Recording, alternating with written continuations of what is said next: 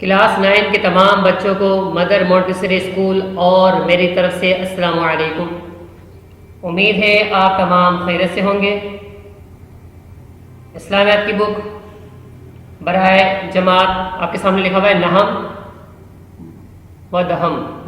نویں اور 10ویں جماعت کے لیے سندھ ٹیکسٹ بک بورڈ،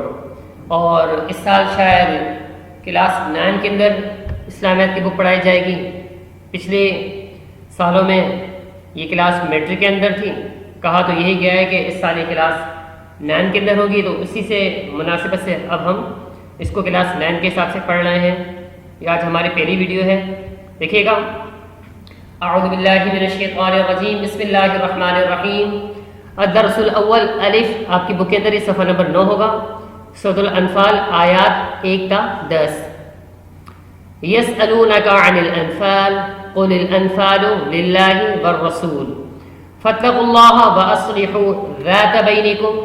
واطیعوا اللہ ورسولہ ان کنتم مؤمنین۔ اچھا جی،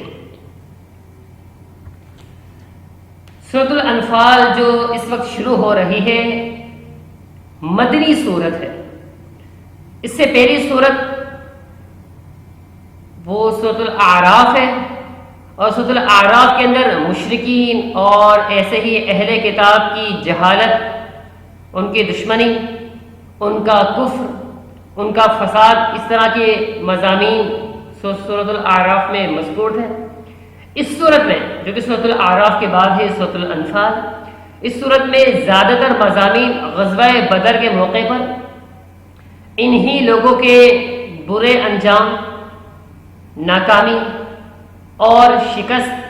اور ان کے مقابلے میں مسلمانوں کی کامیابی اور فتوحات سے متعلق ہے، جو مسلمانوں کے لیے احسان و انعام اور کفار کے لیے عذاب و انتقام تھا۔ اور چونکہ اس انعام کی سب سے بڑی وجہ مسلمانوں کا خلوص، مسلمانوں کا اللہ تعالیٰ کی توحید پر ڈٹے رہنا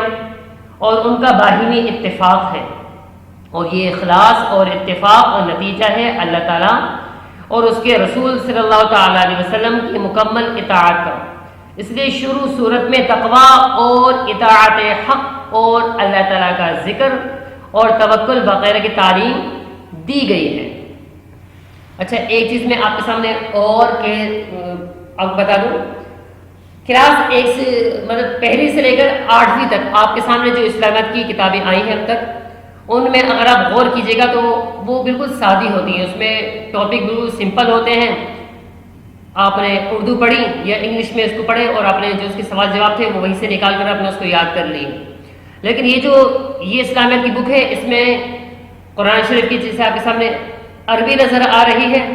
اور اس کے نیچے ترجمہ نظر آ رہا ہے، تو ہمیں یہاں پر عربی اور ترجمہ دونوں کو دیکھنا ہے۔ یہاں پر کوئی ایکسٹرا مزید تشریح لکھی بھی نہیں ہے، یہاں پر آپ کو تشریح خوب سمجھنی ہوگی، خوب دیکھنی ہوگی،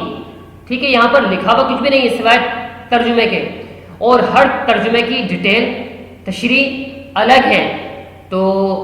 مشکل نہیں ہے، صرف آپ کو دل لگا کر سمجھنا ہے۔ ثواب کا ثواب کہ قرآن کا حصہ ہے، ثواب بھی ملتا رہے گا،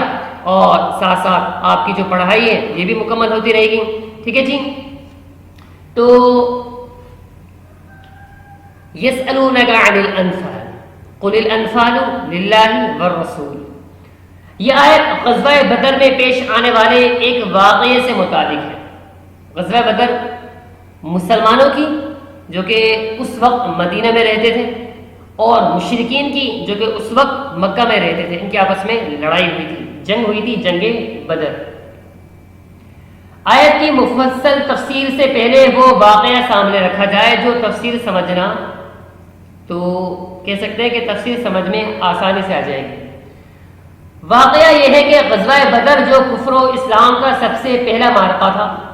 اس میں جب مسلمانوں کو فتح ہوئی اور کچھ مال غنیمت ہاتھ آیا، تو صحابہ کرام کے درمیان اس کی تقسیم کے متعلق ایک ایسا واقعہ پیش آ گیا جو اخلاص و اتفاق کے اس مقام کے شایان نہ تھا جس پر صحابہ کرام رضی اللہ تعالی عنہم کی پوری زندگی ڈھلی ہوئی تھی۔ اس لیے سب سے پہلی ہی آیت میں اس کا فیصلہ فرما دیا گیا تاکہ اس مقدس گروہ کے دلوں میں صدق و اخلاص اور اتفاق و ایثار کے سوا کچھ باقی نہ رہے۔ اس واقعے کی تفصیل غزوہ بدر کے شریک جو غزوہ بدر میں خود شامل تھے حضرت عبادہ رضی اللہ تعالی عنہ وہ فرماتے ہیں،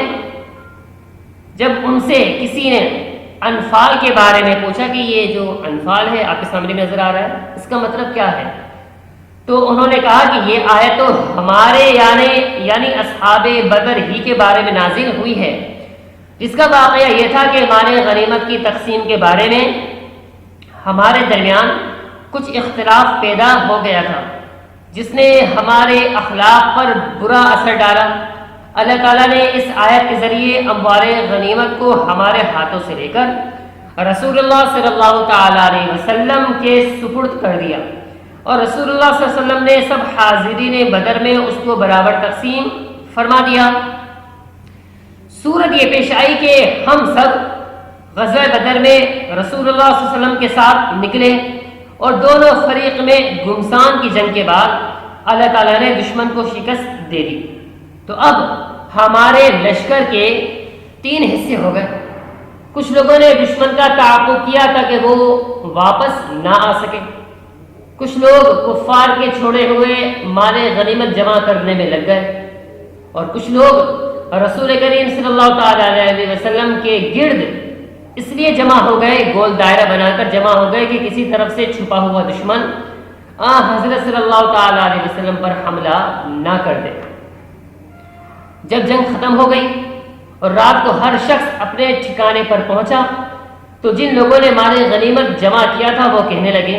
یہ سارا کا سارا مال غنیمت ہمارا ہے کیونکہ ہم نے جمع کیا ہے، اس میں کسی اور کا حصہ نہیں ہے۔ اور جو لوگ دشمن کے تعاقب میں دشمن کو بھگانے میں لگے ہوئے تھے انہوں نے کہا تم لوگ ہم سے زیادہ اس کے حقدار نہیں ہو، کیونکہ ہم نے ہی دشمن کو آگے بھگایا اور تمہارے لیے یہ موقع فراہم کیا کہ تم بے فکر ہو کر مال غنیمت جمع کر لو۔ اور چونکہ جو لوگ حضور اکرم صلی اللہ تعالی علیہ وسلم کی حفاظت کے لیے آپ کے گرد جمع رہے، انہوں نے کہا کہ ہم چاہتے تو ہم بھی مال غنیمت جمع کرنے میں تمہارے ساتھ شریک ہو جاتے، لیکن حضور اکرم صلی اللہ علیہ وسلم کی حفاظت جو جہاد کا سب سے اہم کام تھا ہم اس میں مشغول رہے، اس لیے ہم بھی اس کے مستحق ہیں۔ صحابہ کرام رضی اللہ تعالی عنہم کی گفتگو حضور اکرم صلی اللہ تعالی علیہ وسلم تک پہنچی، اس پر یہ آیت مذکورہ نازل ہوئی جس نے واضح کر دیا کہ یہ مال اللہ کا ہے اور اس کا کوئی اور مالک و حقدار نہیں بجز اس کے جس کو رسول اللہ صلی اللہ علیہ وسلم عطا فرمائے۔ حضرت صلی اللہ تعالی علیہ وسلم نے ارشادات ربانی کے ماتحت اس مال کو سب شرکائے جہاد میں برابر طور پر تقسیم فرما دیا، اور سب کے سب اللہ اور اس کے رسول کے اس فیصلے پر راضی ہو گئے، اور ان کے خلاف شان جو صورتحال باہمی مسابقت کی پیش آ گئی تھی اس پر سب کے سب شرمندہ ہوئے۔ بہرحال میں سمجھتا ہوں کہ یہاں تک سننے کے بعد آپ کو بات کچھ سمجھ میں آ گئی ہوگی۔ آگے دیکھیں، یعنی اس میں جو لفظ آیا ہے نا انفال، یہ نفل کی جمع ہے جس کے معنی ہے فضل و انعام۔ نفلی نماز، نفلی روزہ، صدقہ کو بھی نفل اس لیے کہا جاتا ہے کہ وہ کسی کے ذمہ لازم واجب نہیں ہے، کرنے والا اپنی خوشی سے کرتا ہے۔ اس طرح قرآن و سنت میں لفظ نفل اور انفال مال غنیمت کے لیے بھی بولا جاتا ہے جو کفار سے بوقت جہاد حاصل ہوتا ہے۔ ٹھیک ہے، آج کے لیے اتنا، باقی پھر تھوڑا تھوڑا آپ کے سامنے پیش کرتے رہیں گے، اس لیے کہ ایک دم زیادہ ڈیٹیل دینے سے ممکن ہے کہ آپ کو بات سمجھ میں نہ آئے۔ ٹھیک ہے، اپنا خیال رکھیے گا، ویڈیو کو 1 سے 2 بار سنیے گا تاکہ آپ کو چیز سمجھ میں آئے اور پریشان نہ ہوئیے گا، اس لیے کہ ہر جتنا آپ کو عربی نظر آ رہی ہے، اس کا ترجمہ نظر آ رہا ہے، تو ہر ترجمے کی تشریح بالکل اس کے حساب سے لینی ہے، اس لیے یہ بہت بڑی امانت ہے۔ ٹھیک ہے جی، اپنا خیال رکھیے گا۔ السلام علیکم، پاکستان زندہ باد۔